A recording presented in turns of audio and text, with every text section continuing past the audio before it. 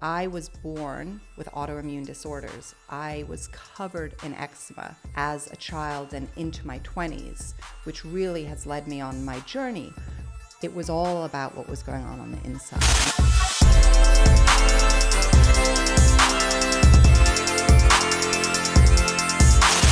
In your book, which is phenomenal, Glow 15, and you've got another new book as well, but you talked about your first time. And I was like, where is this going? When you brought it up. So can you talk a little bit about that? Because I know that really millions, hundreds of millions of women experience this experience. So can you talk about that? Talk about your first time. I'm going to tell you a little bit about my first time. It's a little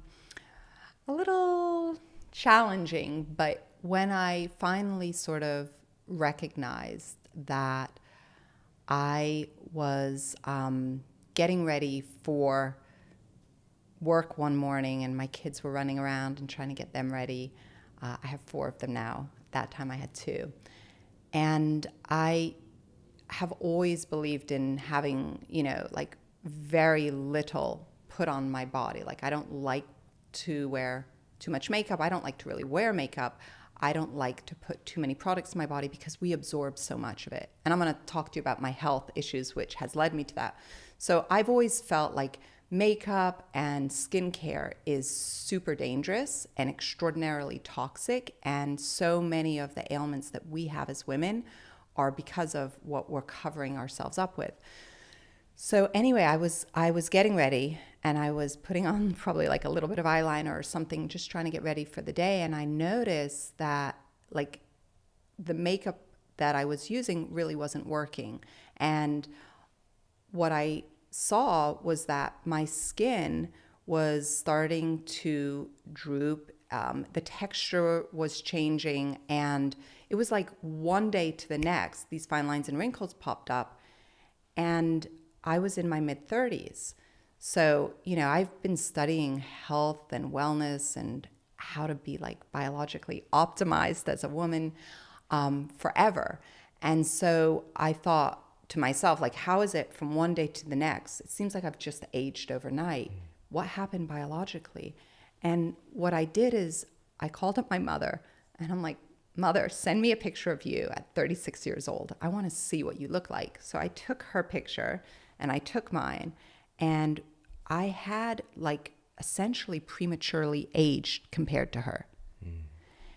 And then I started to really try to figure out like what's going on here. And so that's how it all began. Yeah. So that's your first time noticing that you were aging.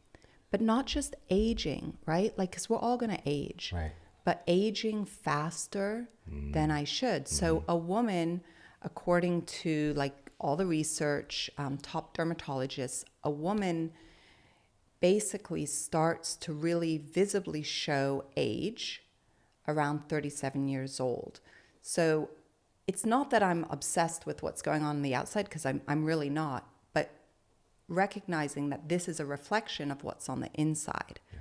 Right? Like I was born with autoimmune disorders. I was covered in eczema as a child and into my 20s, which really has led me on my journey. Yeah. But understanding that inflammatory process that's going on the inside, despite the fact that my skin would bleed and it would pus, and it was, you would look at my hands, you would think as a 9-year-old I was an 80-year-old because my hands were so broken down, and it was all about what was going on the inside. And so I've always used the outermost part of my body, our largest organ, right, as a reflection. Okay, what's going on? Like in Chinese medicine, they'll smell your back. So what odors are coming out of our body? What does our skin look like? What is the coloring of our skin? So, there's so many ways to understand what's going on the inside. But I was noticing, oh my God, I am aging way more quickly than I should be. And I'm looking at my mother, and she looks like her picture in her 30s was like 10 years younger than mine. Wow. And a lot has changed since she was that age versus the environment that you live in today. So, and we're going to get into that. But I love that so much because you mentioned this. We all age. it's what you sign up for when you get here, whether you realize it or not. But the thing that we are aware of today is that we can have a graceful experience, you know, and there's so many things that can accelerate that aging process, that can burn through our little telomeres that everybody has started to understand about. But I think also your experience too, like living as a, you know, as a little kid with this autoimmune condition and having eczema so badly. I love that you brought that up, because some of the biggest superheroes, which again, I told you this before we got started, you're such a superhero, Oh, thank you. You. are really emerging from their own troubles and challenges and their supervillain that you were going up against, trying to figure stuff out, and then you end up helping so many others. So this leads into the conversation about what are the mechanisms that are helping to keep us younger longer, should I say. And your book is one of the really the first book to take a deep dive on talking about this subject matter. I mentioned it in my book, but you go in multiple layers in talking about autophagy. So can you talk about what it is and the implications that it has for us as related to aging? Totally. Autophagy means auto, self, phagy, to eat. It's literally like self-eating in Greek. That's the meaning of the word. And I intuitively, as a child, always understood, just like the waves come in and out in the ocean, I always had this understanding, and I think it was because of my eczema, that we were either at a cellular level. This was like way before I took a cell biology class. Like I knew nothing. I didn't probably even know what cells were, but I knew, let's say I learned about them in 7th grade. And so I understood that our cells were either like building or breaking down. Most basic, like child understanding.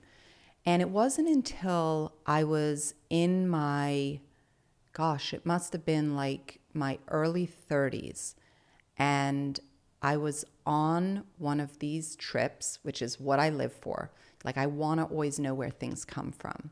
And I'll explain to you why a bit later. But I was in Calabria, Italy. And I was there because there's this amazing fruit called citrus bergamot. And it only grows like in a 20-mile region where the soil is just like perfect for this particular fruit.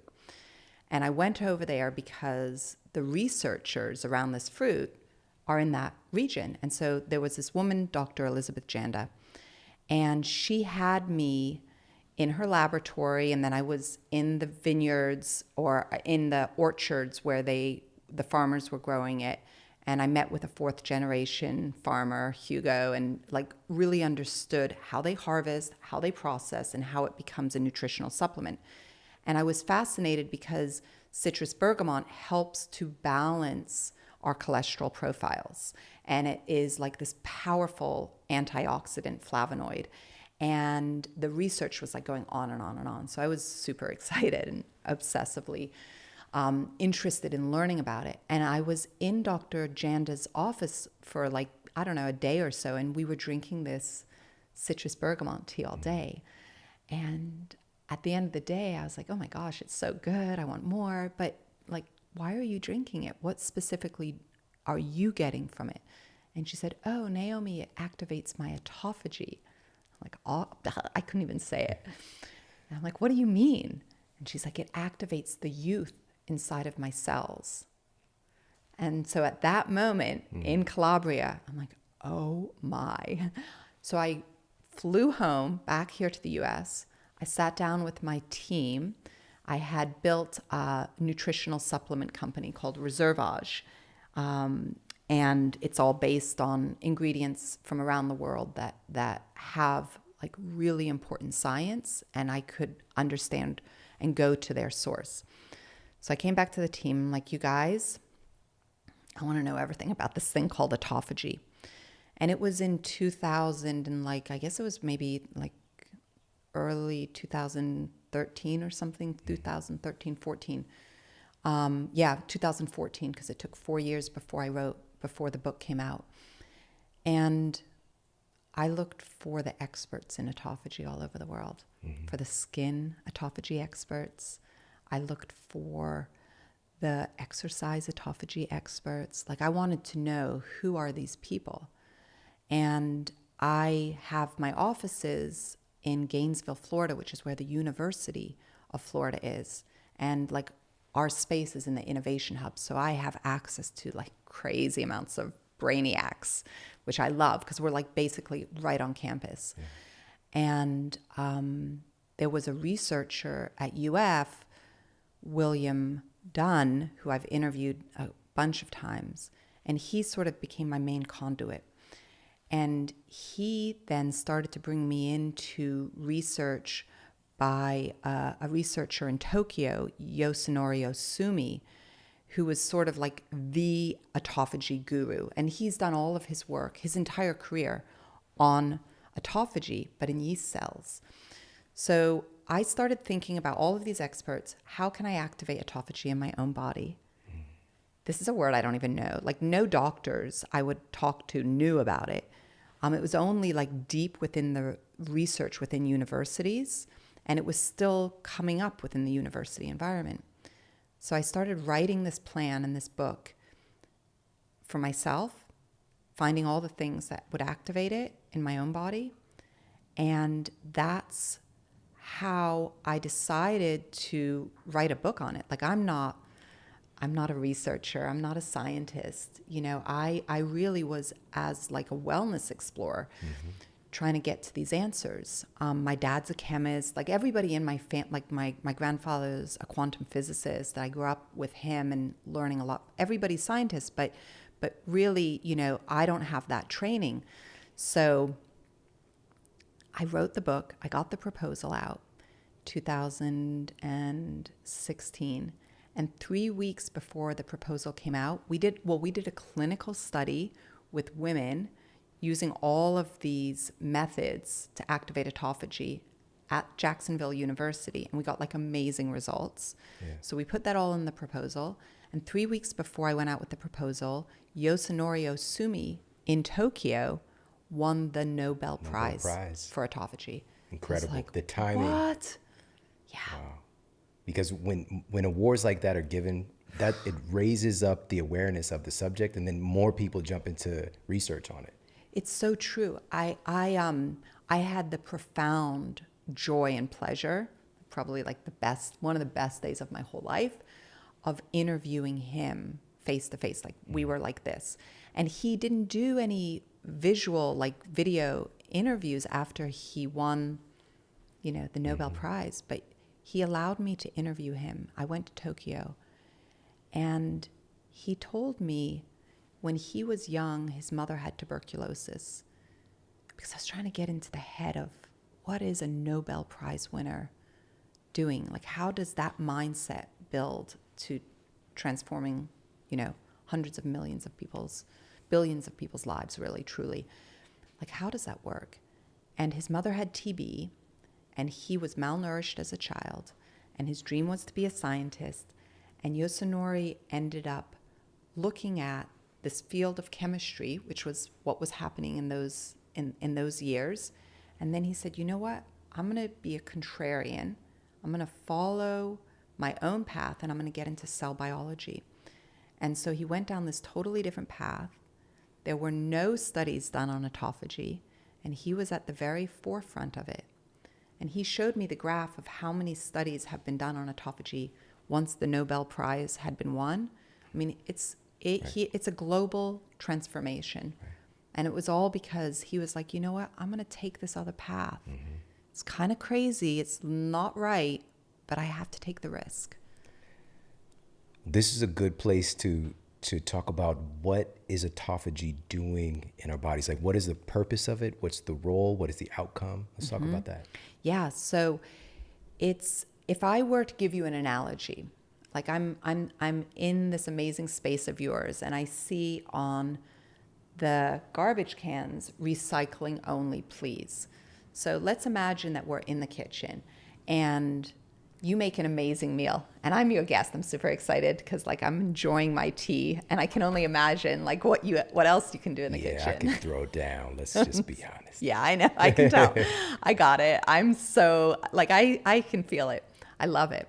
So let's say you make this amazing meal and we're in the kitchen, and after you make this beautiful production, I'm responsible for recycling whatever's, like, maybe we're putting this in the compost, we're putting this in the recycling bin, this goes in the garbage. So we're cleaning up the counters, and we do this. And let's say, it's a month later and or a week later, and the recycling bin has filled up and the garbage can has filled up, and there's a couple things on the counter, but we're going to take it out to the street and we'll dispose of it.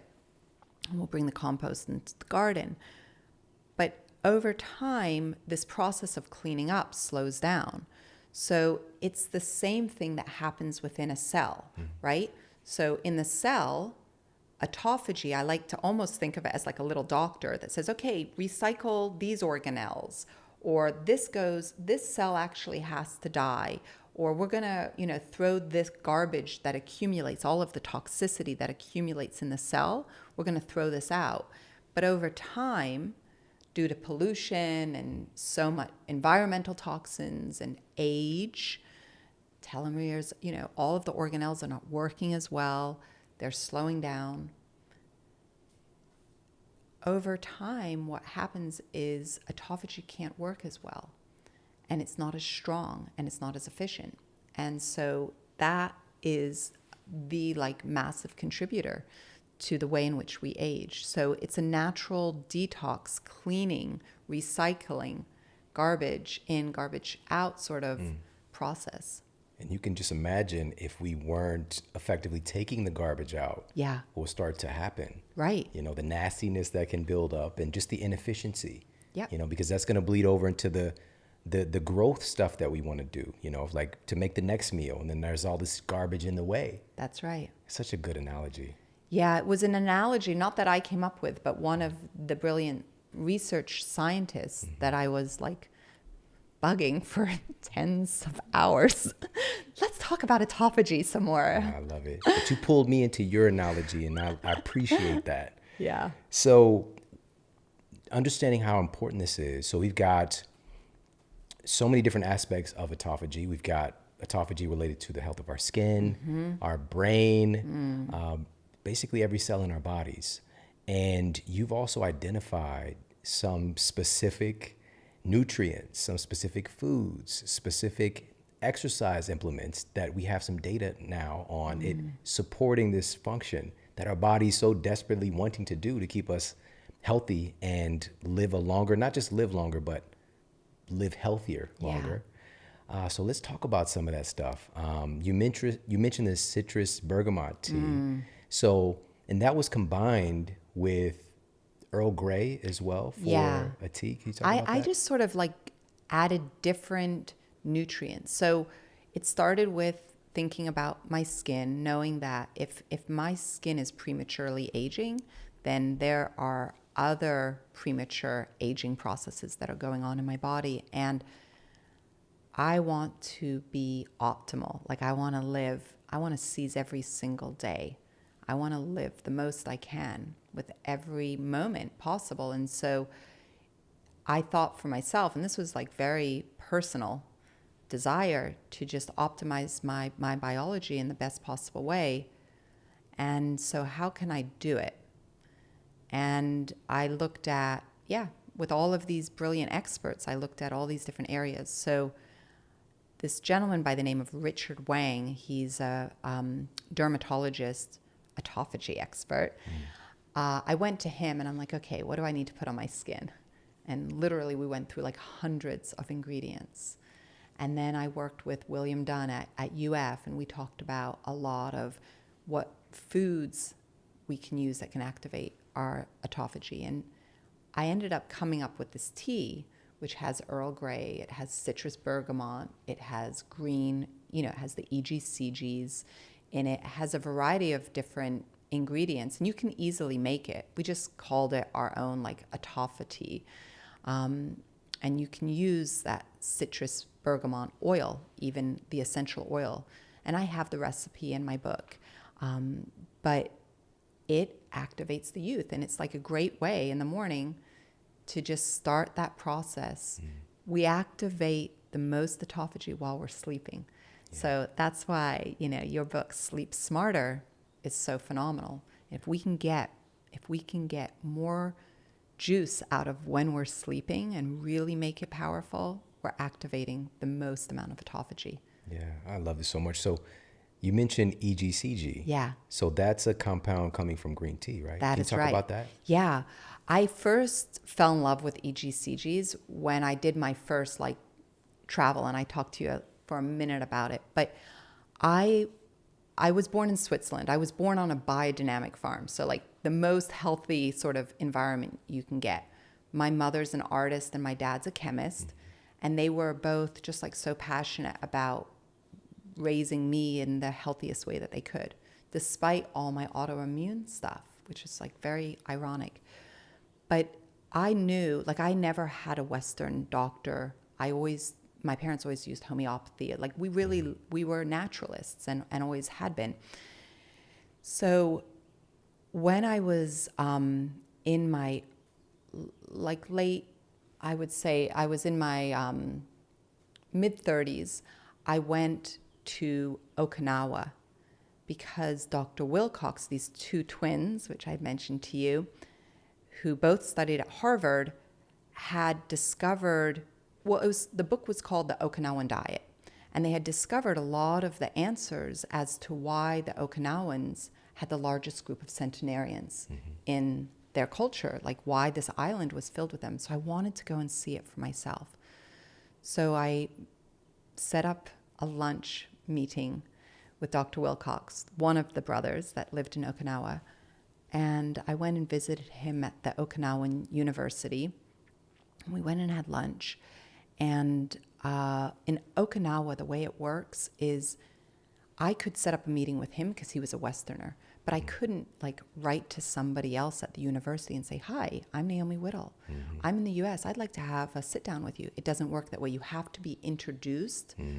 Sean, you would have to introduce me to your friend in order for me to meet with them.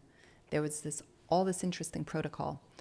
So long story long, I ended up having the opportunity to meet with different farmers. I met with the mayor.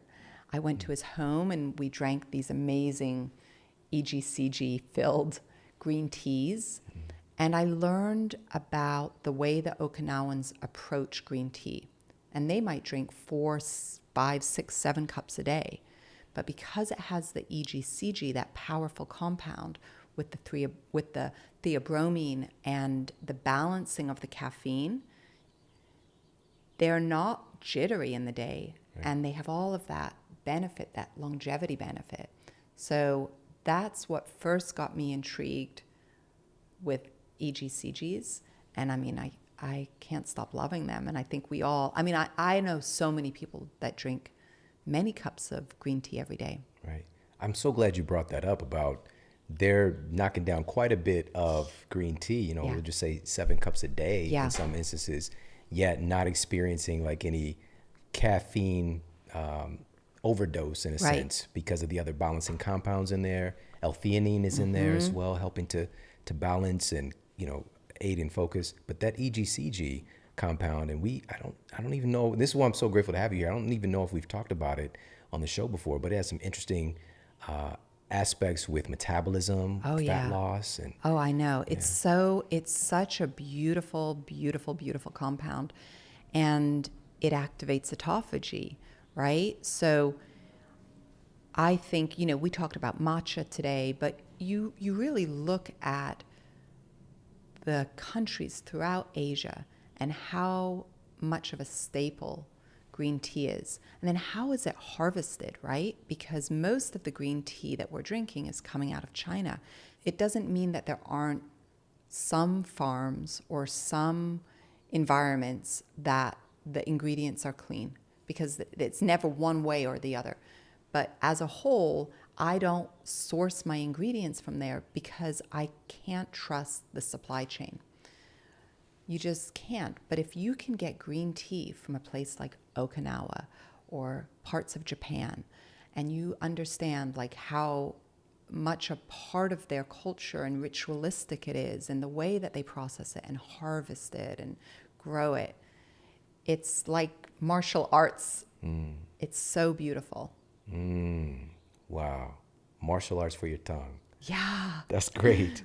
So some of these other, and I love this, there's so many that you talk about in the book, but I want to talk a little bit more about some of these things that support autophagy, like sulforaphane, Yes. for example. Let's talk about that. Yeah, I know. So sulforaphanic acid coming from broccoli sprouts, let's say. So I would say, for anyone that's listening, I'm always trying to find the ways to, optimize my biology. So sprouts, microgreens are an amazing source of that. I actually first was introduced to broccoli sprouts when I was in China. So I was in China. This is super fascinating, interesting dynamic.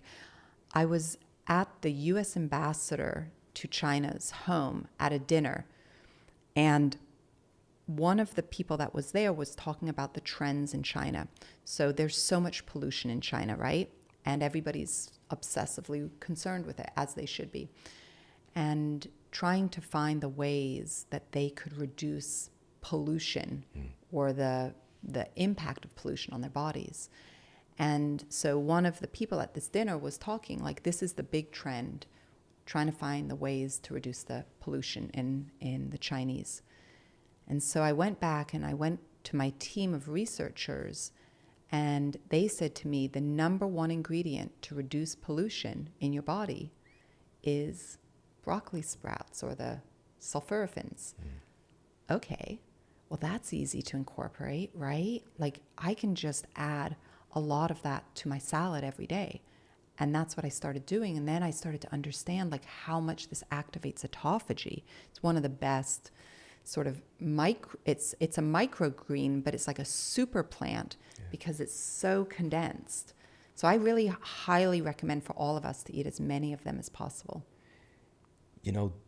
Another thing about your work, you talked about the different dynamics that autophagy impacts. Like one of the things that you brought up, which as soon as I saw autophagy in your book, I'm hoping that she mentions cancer protection. And on a recent episode of the show, we'll put it for everybody in the show notes, we were talking about the doctrine of signatures and how certain foods will look like certain human body parts, but is there any peer-reviewed evidence to show like it really does correlate?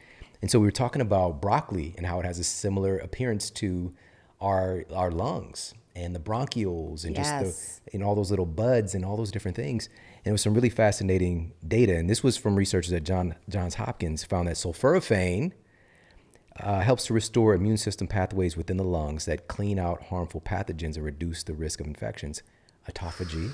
But listen to this. Researchers at UCLA also noted the potent ability of sulforaphane to reduce inflammation in the lungs. Oh, yeah. As well. So these are all these kind of cancer defending aspects that sulforaphane brings to the table. It's beyond. Like I love it so much, and I talked about it in food. Like you go to my fridge right now, you will never not see broccoli sprouts. I eat them every single day. But you go to my vitamin cabinet, you're always going to see my sulforaphanic acid in there as well, because I take it every single day.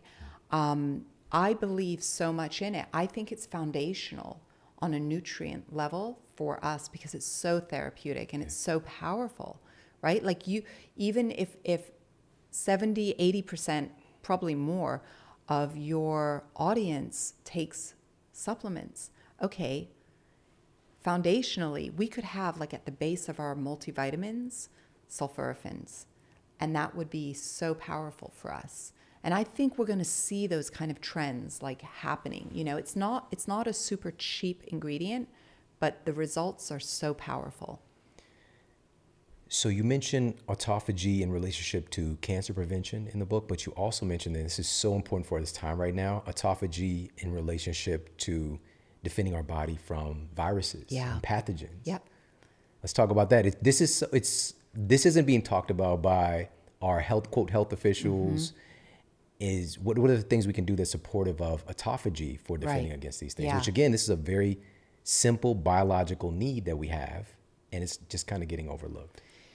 Yeah, you know, it's like autophagy is dynamic in the sense that you don't want to always be activating it.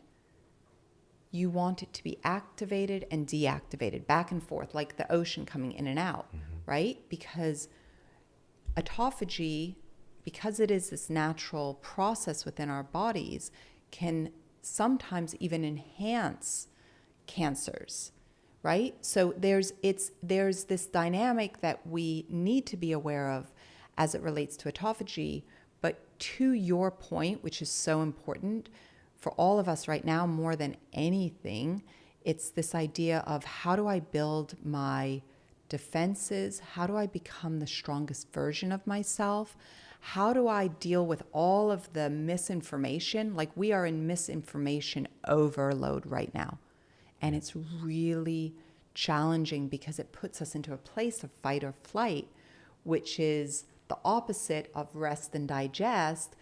When we're in rest and digest, we activate and deactivate our autophagy in the correct manner. We also detoxify our body. We also build up our immune function. So it's thinking about all of these sort of things and then understanding, okay, these ingredients like the sulfurphenic acid, like berberine for viruses and funguses, and resveratrol, which I talk about a lot in here, the EGCGs, they all have the capacity to help us become our strongest version of ourselves, you know. And I would tell you, a lot of listeners have heard of berberine. So berberine has been used for centuries as an antiviral, right? Similar to monolauric acid, which comes from the coconut, right? It's used as an antiviral. And it has just tremendous, interesting research over time. But berberine is one of these ingredients that comes from a berry, and it activates autophagy. It's really, really one of those powerful polyphenols.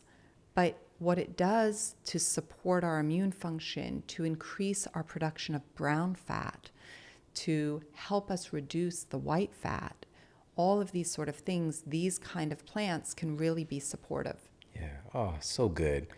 I hope everybody's taking notes on this one today.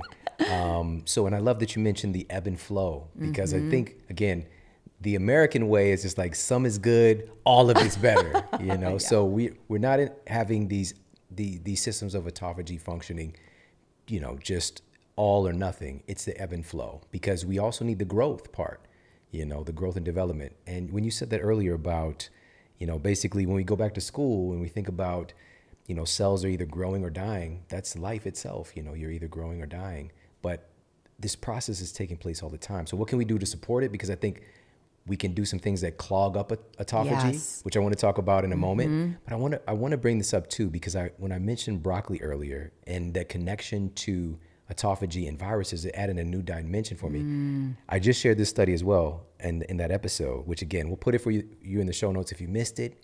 What are you doing? Get to this one. So this was recently published in Trends in Pharmacological Sciences, and it highlighted how sulforaphane acts upon the defensive pathways used by the lungs and other tissues that combat excessive inflammation triggered by COVID-19.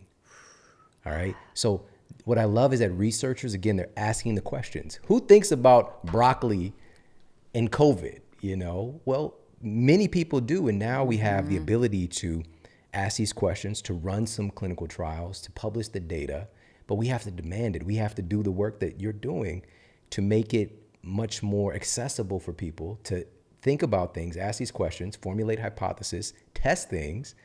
And so I want to ask you about, because you did this with your book prior, you mentioned you put a clinical trial together.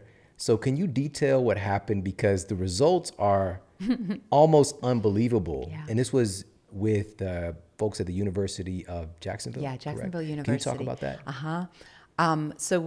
I went to the researchers at JU, led by this one researcher, Dr. Heather Hassenblas. And I said, okay, I've got this dream, because I'm an entrepreneur, right? Like I think a lot about what could be. I am always thinking about the future and building concepts or whatever it might be.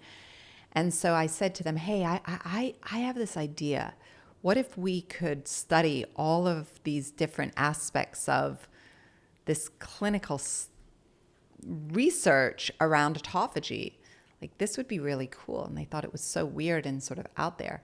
But then they started to design this study, the team of researchers, and they got excited because we were going to look at how this group of women, 35 women, how they slept. We were going to incorporate autophagy activating foods, autophagy activating exercises. We were going to incorporate the skincare.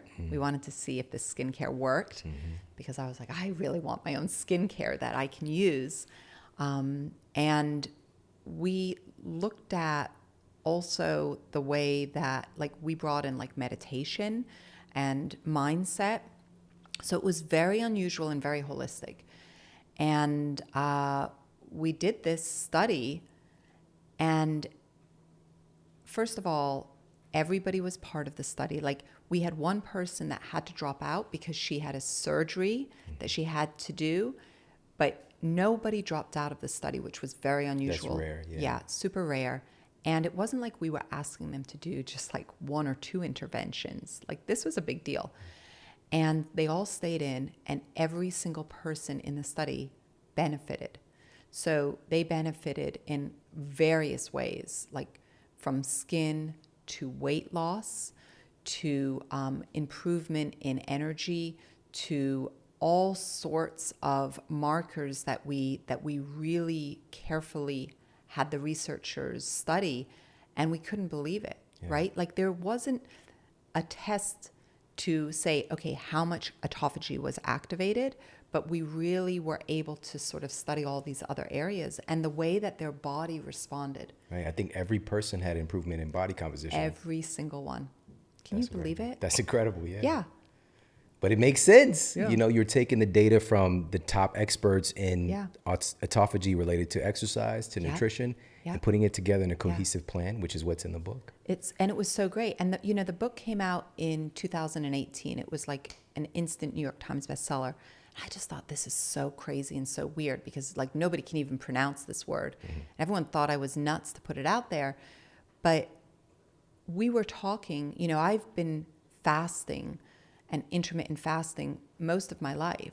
And so we talked about intermittent fasting, and we spoke about, fat first, carbs last. And it was when I was really starting to understand the benefit of fat as my primary macronutrient and what that could do to reduce inflammation in my body. So it was unbelievable to see these kind of results coming. And it's still totally on the cutting edge. I mean, what's the biggest topic right now? Intermittent fasting, right? Like, everybody's writing books on fasting, and they should be, because it's what will get us healthier. Yeah. So it's not just what we're doing, it's what we're not doing. Yeah. As well. So how does intermittent fasting play into this role of cellular cleaning? Yeah, it helps to strengthen. It truly helps to strengthen the way that the autophagy is expressed. So we need to give our bodies that time to do other things rather than just focus on digestion, right? Like, when you and I connected the other day, I was getting ready to do my Olympic lifting, like in my backyard, right? So you saw the bar. The barbell. You had a date at the bar. And I'm here in LA from Florida. We talked about me being out here for the summer, and I brought my barbell and I brought my own equipment because I know that if I can do that Olympic lifting 3-4 times a week, like, it's not sexy. It seems very odd, but if I can do that and I can get under that bar and I can release that cascade of hormones and I can experience all of those benefits, then I'm basically at a cellular level giving my body that activation. I'm strengthening my autophagy just like I'm strengthening my muscularity. So I want to lean into this with intermittent fasting a little bit more Yeah. because, as you mentioned, this is top of mind for a lot of folks, but it's not a new invention. Humans really, this is how we evolved. There are times of feast, there are times of famine, and our kind of regimented breakfast, lunch, dinner paradigm. It's a new invention. Not to say that it can't be helpful, because showers are new, and it's helpful. But it's just like, what is our genetic template expecting from us? And so the constant eating, I would imagine it engages a lot more need for autophagy without necessarily the autophagy being capable of balancing out that need. Yeah, you're totally 100% right. So to your point, fasting it is our primal nature.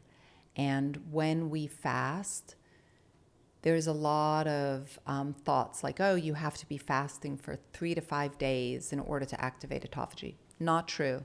The top researchers recognize that after, 16 hours, you're already getting that benefit. And of course, you can go deeper. And we know with fasting, like 5 days of water fasting, which I highly recommend and I love, and I've done it so many times, you're activating your stem cells, right? And so the world of fasting, as it relates to all of us, is extremely important. And there's sometimes people get afraid of it. They think different things. And there's a lot of misinformation around fasting. But it's something that we've been doing forever, feast or famine. And it really does strengthen our biology, because when we're not focused on digestion, we're getting all the other benefits that we should be doing. That's why at night when we're sleeping smarter, that's when we're activating the autophagy. And we hope that if you do, let's say, an intermittent fast and you stop eating at 8 or 8:30 at night, and then you don't start until noon the next day, that's very easy for the body to do. And it will show its appreciation by giving you more energy, by allowing you to be more focused, by giving you the opportunity to do so many things that you maybe don't have the capacity to do when you're clogged up. So during that fasting window, could folks still have their green tea with the EGCG? Yeah, absolutely. So as long as you're not stimulating the digestion, there are some thought processes, and I totally get it, where, like certain plants, if you're consuming certain plants and teas or whatever, are activating certain processes in our body. So a lot of people will not, but just as many will, and you're still going to get a ton of benefit. And if you're drinking the green tea and you're thinking about autophagy and you're not adding, anything to it, then you're in a good place. That's so good. I mean, we've got this whole category, and it's growing, of these fasting mimicking nutrients, that just kind of even support, like you've got these things here. It would just seem likely that it's going to support the process that you're trying to achieve. Now, I love, of course, when I come across things that, I've almost 20 years in this field. Every day I'm obsessed, but something that I haven't heard of yet. And you talk about this one in your book, spermidine. Oh, yeah. And as soon as I'm just like, that sounds like sperm. Is this like, where is this going? Yeah. Can you talk a little bit about that? Yeah, of course. I know we learn every single day, right? It's so crazy how much information is out there, and yet how simple we have to keep it. Because I keep coming back here in the US, where our belief so much is bigger, better, more. But in reality, we were talking about regions of Africa right before we started the show. And in reality, sometimes it's just like the most simple, basic principles. And we are in this overload of information. So you think about something like spermidine. So yes, spermidine comes from sperm. It also comes from certain foods. And what spermidine does is it is very effective at activating autophagy. So spermidine is not something to get rid of. If you have access to it, put it on your skin. It is incredible for activating the youth. If you can eat foods that are filled with spermidine, there are spermidine ingredients that are coming out into the market now from different elements of wheat, but there are other sources of it. I list a bunch in the book that really are huge with spermidine. So you're going to see a lot more of it over the next couple of years coming out sort of in the products. Okay, did you say rub it in your skin? Yes, absolutely. All right, and so then I probably blushed. the name spermidine, it was originally identified in sperm, and then now it's known to be in all these different foods as well. Yeah. But I actually, as soon as I read some of this data in the book, I was just like, let me go look at some of the peer-reviewed evidence. This is in the journal Aging. The title of the study is Spermidine Delays Aging in Humans. Correct. And there was so many studies on this. It's just like, what in the world? So, of course, we've got these foods identified, but apparently sperm has some really deep nutrition. Oh my gosh, unbelievable. That's why I said, don't let it go to waste. Like that is a really important part of our youthful aging. And for all the women out there, I'm making it pretty clear, right? Yeah. So when you think about it next time, you know, you're all going to be like, yeah, Naomi said I should do a spermidine facial. Oh my God. But no, Don't let it go to seriously, waste. like you can't. This is part of the beauty of biology. And at the end of the day, you know, as I said, I'm European. My mother is French. I grew up with a very different mindset around the human body and appreciation for sexuality. And we live in a different society here. It's very taboo, all of this stuff. I think all of that mindset is unhealthy. I really fundamentally do. So I'm all about embracing what is healthy. And youth is healthy. Yeah. And our sexuality is healthy. And these are important parts of that 360 approach. Let's dive in deeper here on this one. Because before we got started, you actually mentioned some research regarding female orgasm. Yeah. Can you talk about that? Yes. So when we were doing research for the book, that's how we first came across spermidine. And I remember exactly the moment that we did that because we were in a research lab with a couple of professors at the University of Florida, and we were coming across these incredible studies. We're just like, what? So then we were making all these fun jokes, but it definitely stuck because it got into the book. What we also learned around women's health is that as a woman, we need to have at least 200 orgasms every year. So ladies, like that's one of the best ways for us to really sort of improve our overall health within our body and to give us the energy and the vitality that we're needing, right? Like you think about how much women have gone through during this past year, more than anyone, right? Yeah. Like your wife has probably had more weight on her shoulders than at any other time in her life. I certainly have. Your listeners certainly have. And we haven't had the opportunity to give ourselves the self-care that we need. Orgasms are a really important part of that. I would imagine that, you know, in addition to the benefits that we know, you know, the release of all these feel-good hormones and neurotransmitters, but there are so many dimensions with, you know, if we're talking about that switch from the sympathetic to parasympathetic, the longevity implications there as well, because I think that's what the study was really pointing at, right? Is that the frequency of female orgasm is associated with a whole host of other benefits associated with longevity. And there's more and more and more research that's coming out now. I can tell you, growing up, as I mentioned, my grandfather, the quantum physicist, the French grandfather, Jean-Paul Afray is his name. He's very famous in France. He's written like the history of physics.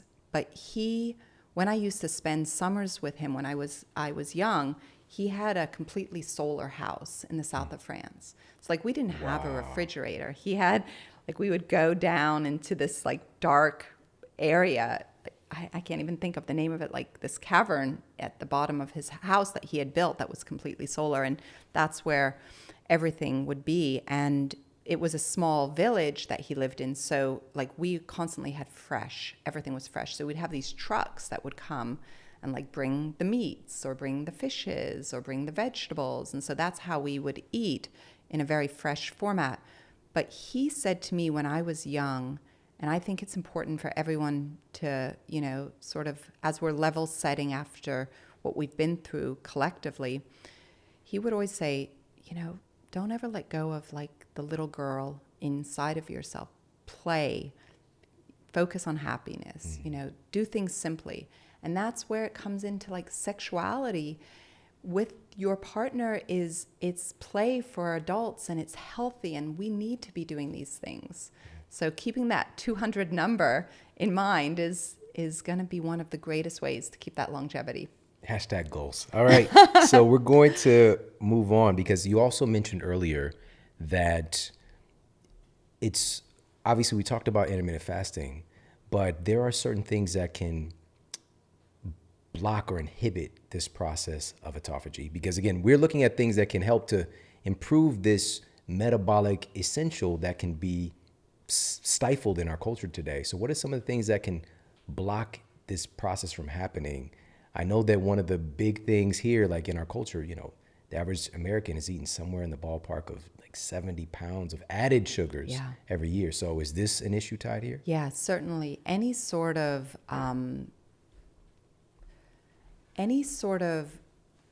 glucose activator, right? Like if your insulin is becoming less sensitive, then that directly affects autophagy. So you need to have balanced glucose levels. You can't have those kind of spikes if you want to have balanced autophagy. And it's really, really important. I couldn't agree more with you, Sean, when we think about like the one thing that makes the majority of the difference. Like we're talking about a lot of nuances here. We're having a big conversation. We've both been doing this for over 20 years. We're super passionate and very blessed to have the connectivity that we have with so many other very curious and so many brilliant people that are out there. But fundamentally, if we were to just remove that level of sugar, how healthy would we be? Yeah, so simple, so simple, but it's not easy in our world today.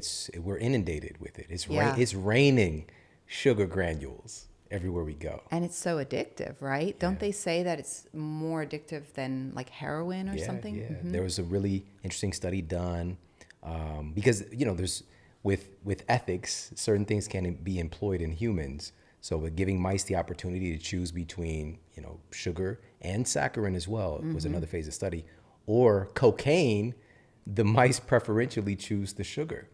Even mice who are addicted to cocaine, they shift over once they have sugar and sweetness as an option.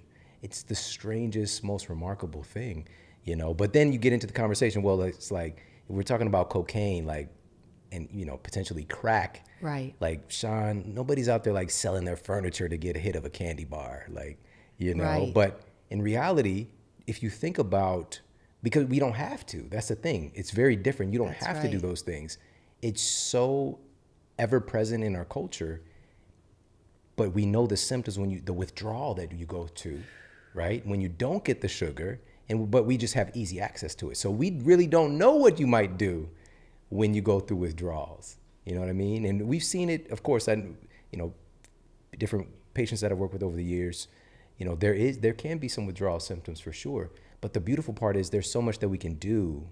The body is so resilient and interesting with its management of sugar that it can be a more graceful process than just that like brain dominant action of something like heroin, for example.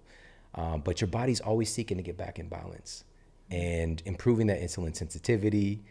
And again, so I'm thinking about it as soon as we brought this topic up, having sugar poured into the autophagy process is kind of like a glue, like gumming up, creating a little sugar bridge that's blocking the process from happening. So I just using that as a visual. I think it's a great visual. For me, when I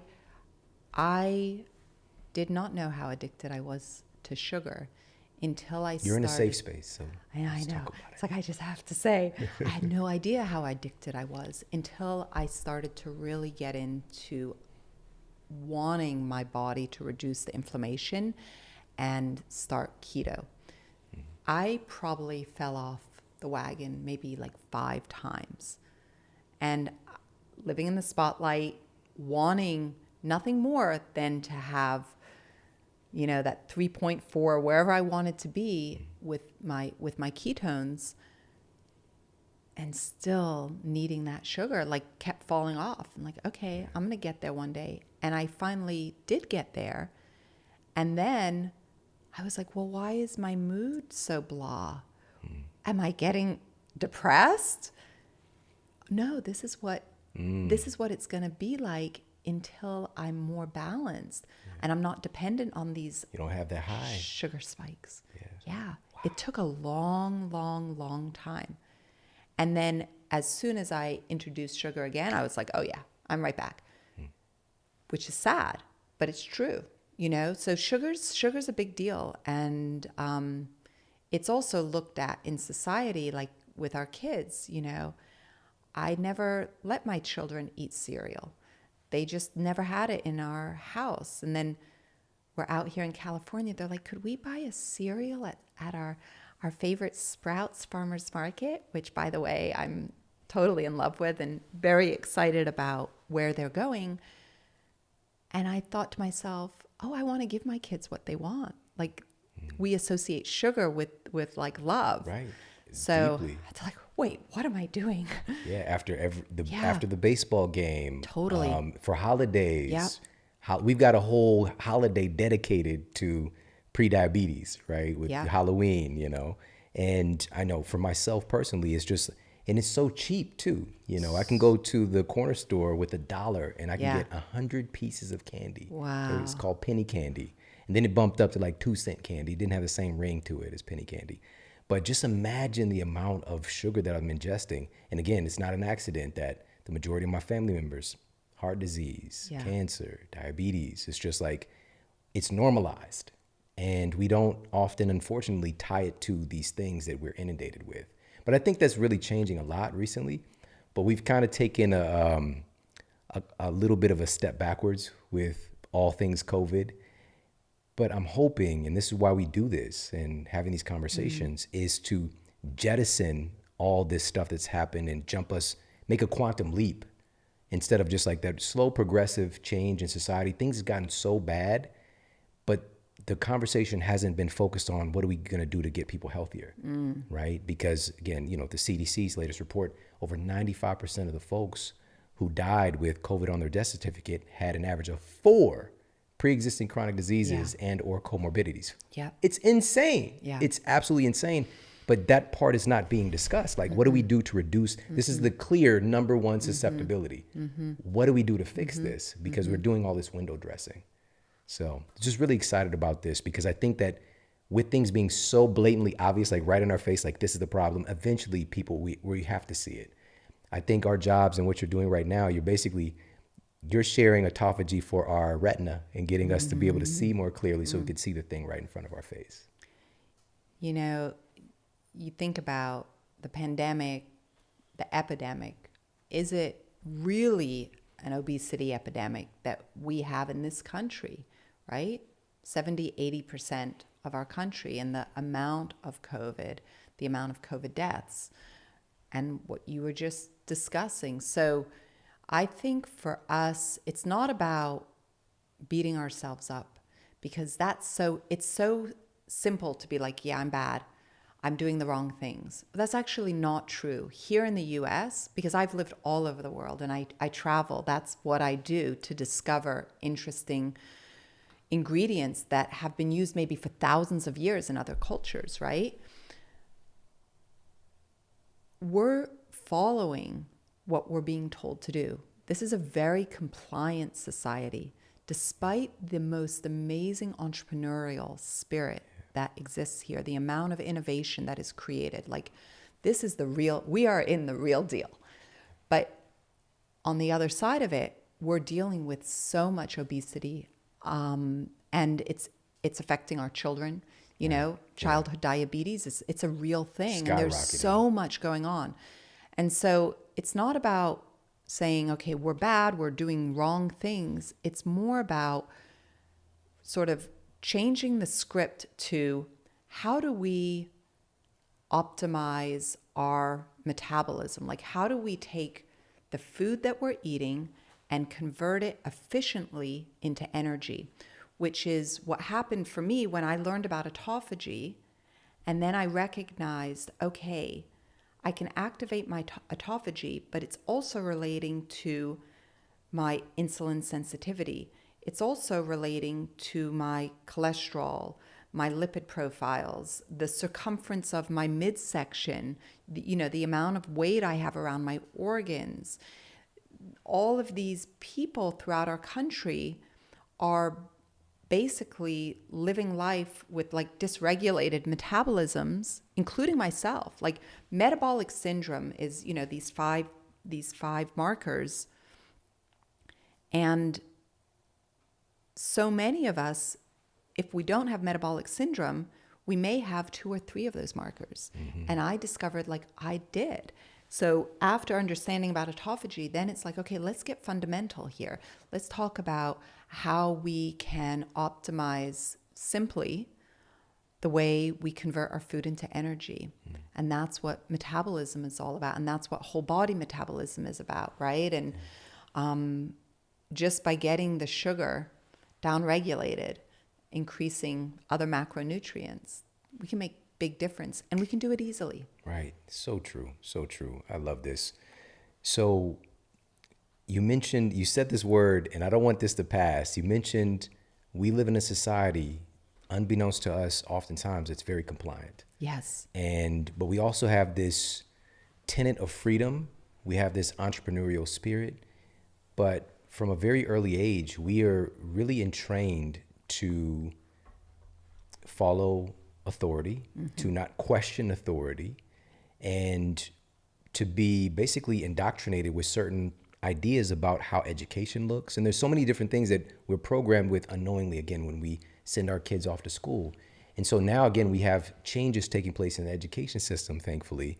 But, again, we have this belief about freedom, but we're also very compliant in the things that we accept, because the majority of the reason why I was struggling with my health so mightily when I was younger, diagnosed with the so-called incurable spinal condition at 20, an advanced aging disease of my spine at 20, was because of what happened in my educational institution.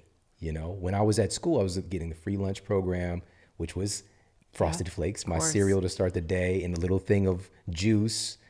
And, for lunch, I got my pizza or my chicken nuggets. I don't know where that part of the chicken came from. It didn't even have chicken consistency. But also seeing these big food companies coming into the organization as well with the vending machines. And then they bring their marketing teams out to when new products are hitting the market, whether it's some Hostess products or Surge. I remember when Surge soda came out, and they come and they give the free samples. And I'm just all for all of it, because I'm just being indoctrinated with this is normal, So a big part of this is taking back control of our minds, but also realizing still it's not what you do every now and then, it's what you do consistently. So, and I love that about your work as well, because sometimes you're going to come across a croissant. It's not going to kill you. Mm-mm. But if we're going, balls to the wall with croissants all the time, it might not be a good idea. And also you being, your mother is French, and then there's the French paradox as well, So it's just like, but here in our culture currently, it's not just the croissant. It's like deep fried, and it's like dipped in chocolate and, filled with cream and all these different things. And, we're doing this stuff on a consistent basis. So just want to give people a permission slip. We can still enjoy these things. But you mentioned a really important tenet earlier, and this is what I want to ask you about, which is fat first, carbs last. Yeah. So let's talk about that. So in a way, it relates to the French paradox. I was in the south of France with my cousins, and one of my cousins, Eric Laforgue, a French medical doctor, and his gorgeous wife, Aude, who is a nurse. We were hanging out a bunch of years ago, and I was watching them eat like crazy amounts of fat. So, triple cream bries and all of this fatty food. And if you were to see the two of them, they look like Ken and Barbie. I mean, they're like ridiculously thin, and they have tons of energy, and they're living this like very, I don't know how I would put it, just joie de vivre, right? Like they have this joy of life, and they are not saying no to the pleasures in life.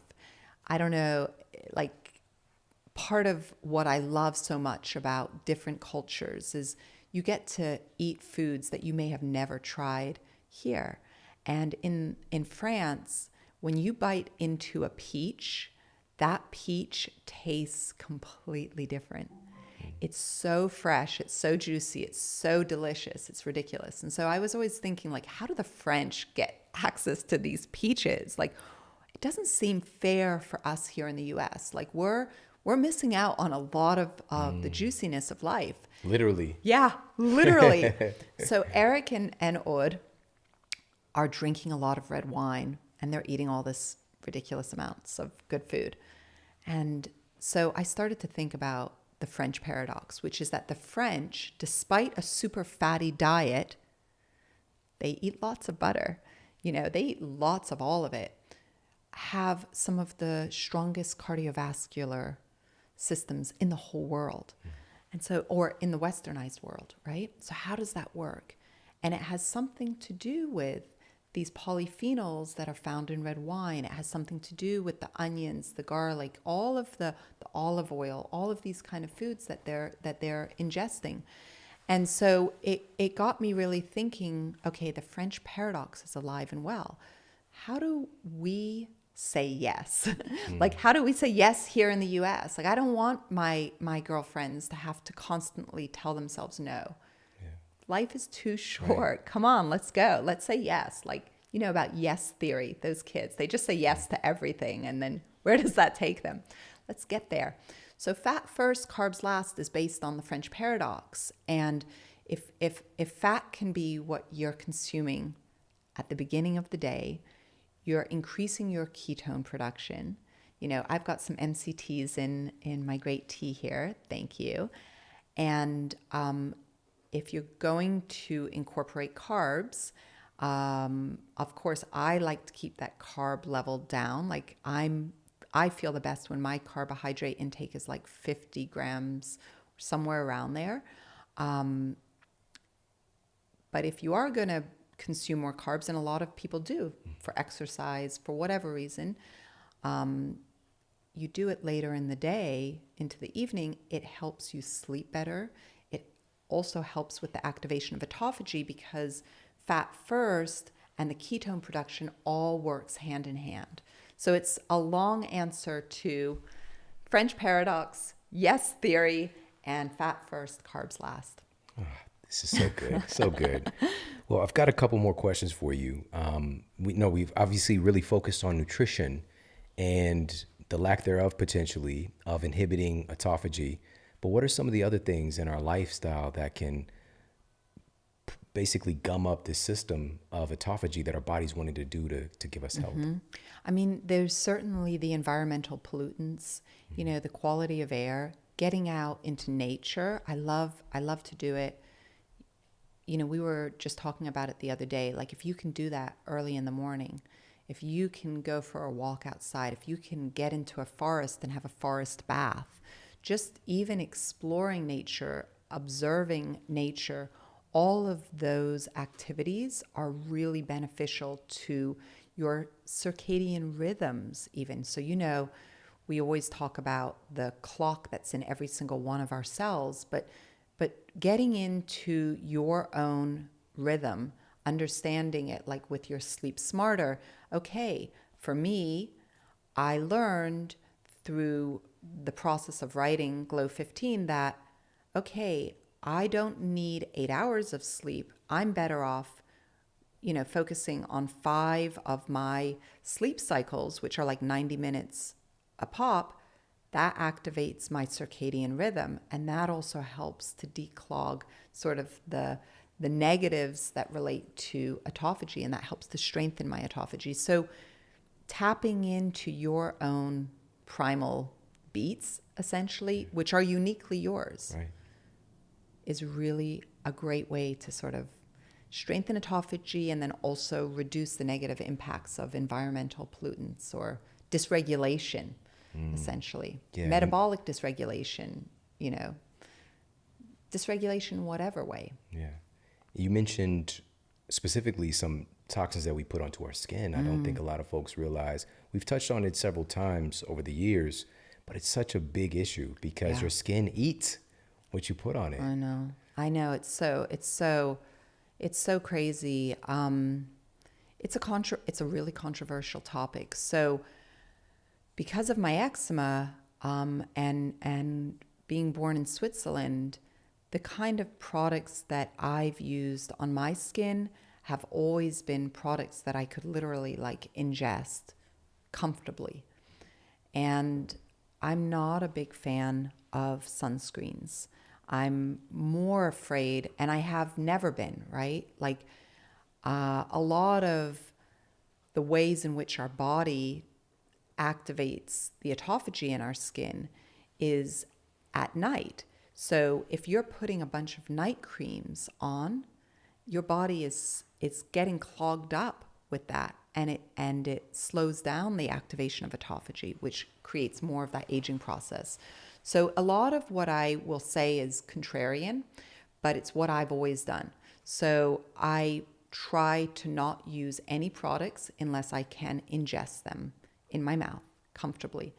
I like to work with my own circadian rhythm as it relates to my skin, which means I need to be paying attention to not clogging it up, which happens at night when a lot. So for women, you know, if you're in your 30s,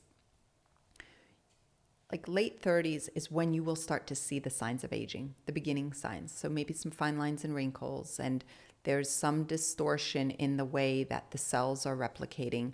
And you're just noticing it on the very outermost layer of your epidermis, your collagen fibers, which is like our dermis, and everybody's learning about collagen right now.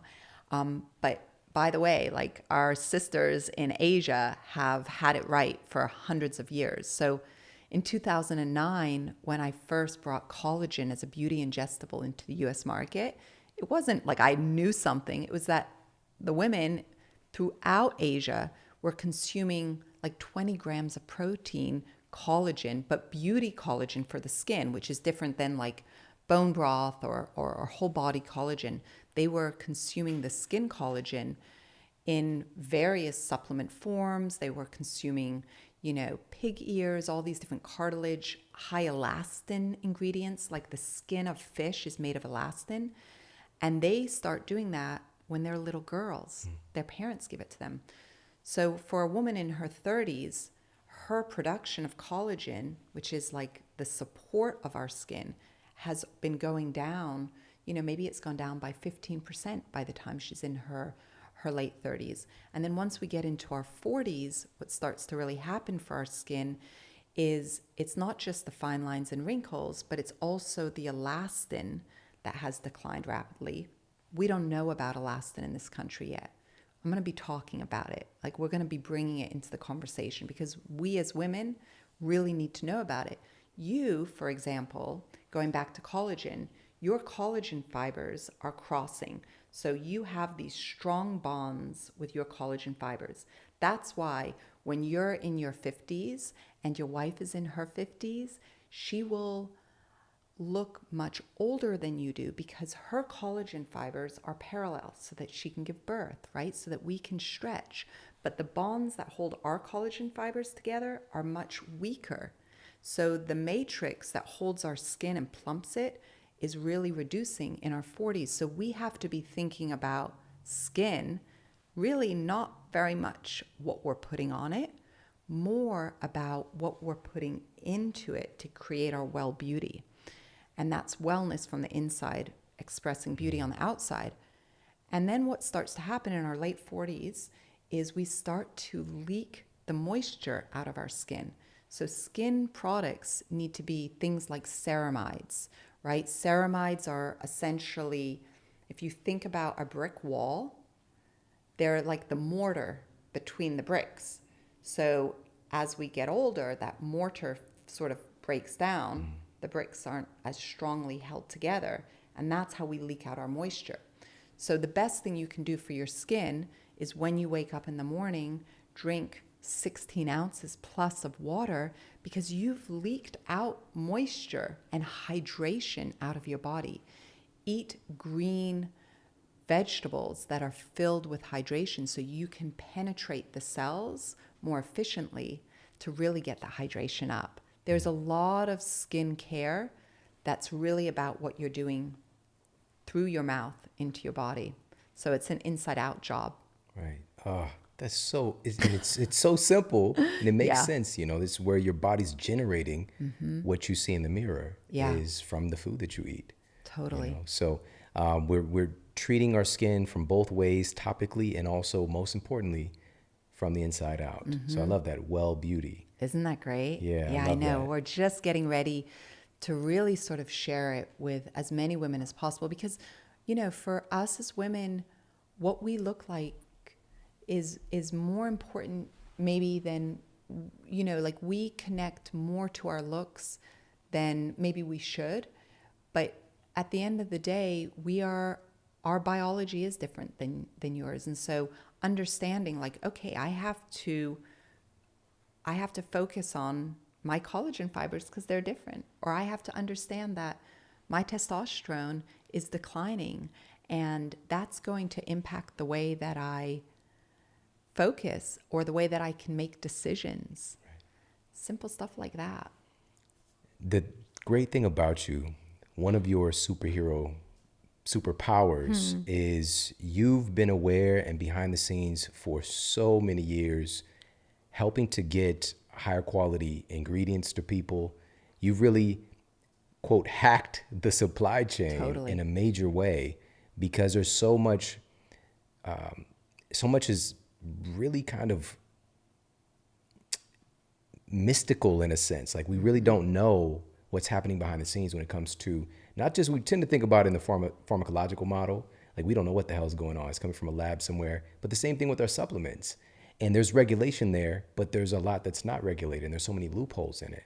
So what can we do? And just, if you can't talk about some of the things you've done to help to bring great products to people that are safe, that are done the right way, that are providing the benefits that we're really looking for. What 70-80% of us take supplements. And now it's like even more because during COVID, there's a lot of data supporting the need for nutrients. Think about vitamin D, for example, right? Like 90% of us are deficient in vitamin D, 90%. We need adequate levels of vitamin D. We know that.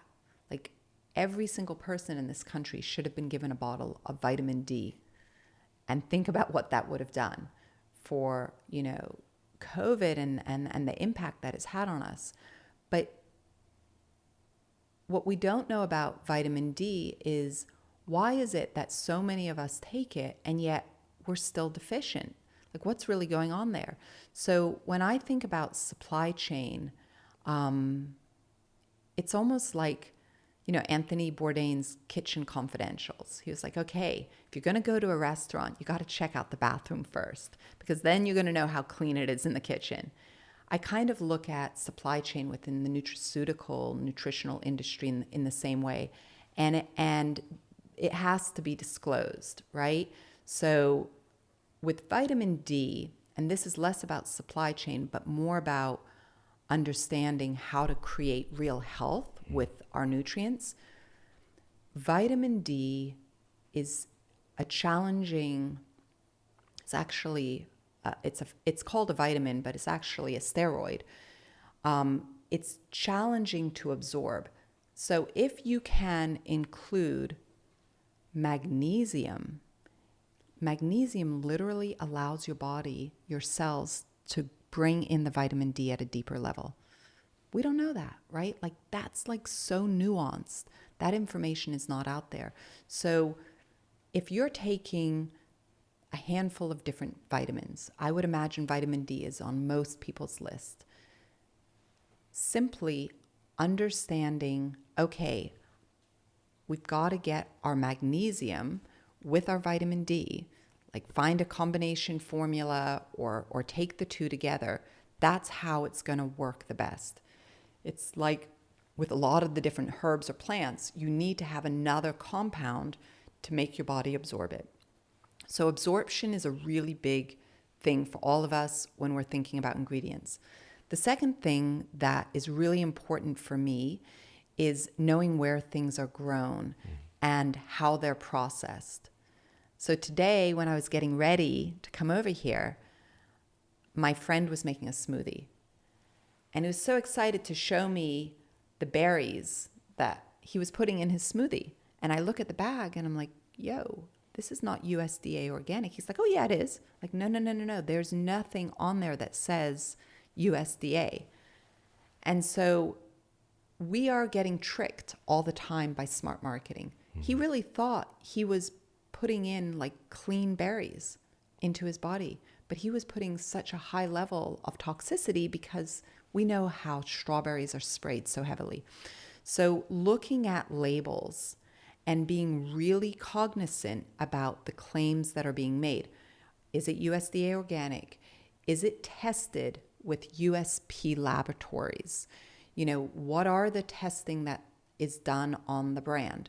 And then just like we may have our favorite brand of clothing and we like to sort of stick with a couple brands, you should be that same way with your nutrition. You should find a couple of brands that you really believe in, spend the time to do the research. So once you have a couple of brands that you like, okay, are they testing the ingredients properly? Do they tell you where the ingredients come from? Are they using, oftentimes you can look on the back of the label and it will say trademarked. You'll see a little R with a circle around it. It's a registered trademarked ingredient. When an ingredient has been trademarked, it's so much more expensive, not necessarily to the consumer, but to buy that raw material. But what that means is that raw material is like a premium brand, right? That means that science has been done on that ingredient. And that's really important. So I have a list of like the 10 things to look for because I was thinking about your audience. I'm like, what can I bring to them that's going to help them to get healthier, to be their healthiest version? My superpower is certainly in hacking the supply chain.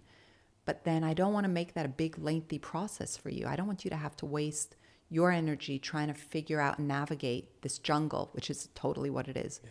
There are so many bad players in the jungle. It's so much less regulated than pharmaceuticals, for example. It's regulated like food. Low barriers to entry. We're all taking vitamins. What do we do? You know? So I put a list of the 10 things that I look for. And, you know, maybe it's something that people can screenshot off my website or whatever. We can, you know, maybe I can put it in the show notes. But I just want you guys to know, like, there are simple things to pay attention to that make a huge difference. We'll definitely put it for folks, a link in the show notes for everybody to access it. And of course, we've got to make sure that everybody picks up your books. Glow 15 is a game changer. It's created a huge shift in the way that people think about these subjects.